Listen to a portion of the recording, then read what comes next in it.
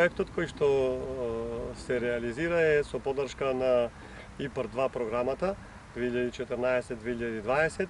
и ги охрабрувам сите оние кои што имаат идеи за вакви или слични проекти да аплицираат на следната објава од агенцијата, од платежната агенција при Министерството за земјоделство, шумарство и водостопанство, за да можат да ги искористат овие средства, бидејќи ова е добра поддршка за македонските бизнисмени кои што имаат и идеја и цел да реализираат вакви проекти.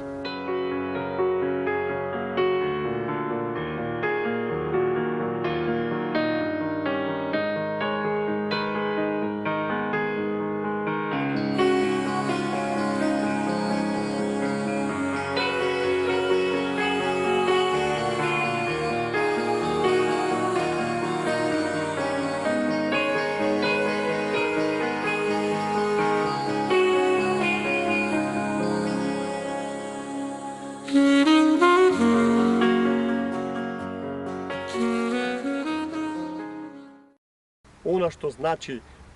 влез во Европска Унија, во НАТО, за агробизнисмените, за целото македонско стопанство, би сакал да кажам дека не само за агробизнисмените, туку целото македонско стопанство треба да ја искористи можноста со влезот на Македонија во НАТО. Мислам дека многу ќе се зајакне позицијата на државата и ќе се зацврсти нејзината стабилност, а понатака со започнување и реализација целокупна до полноправно членство на Република Македонија во ЕУ, Македонија мислам дека се отвара за Македонија огромен пазар од 500 милиони жители и слободно движење на стоки, проток на стоки и капитал на двете страни. И од Македонија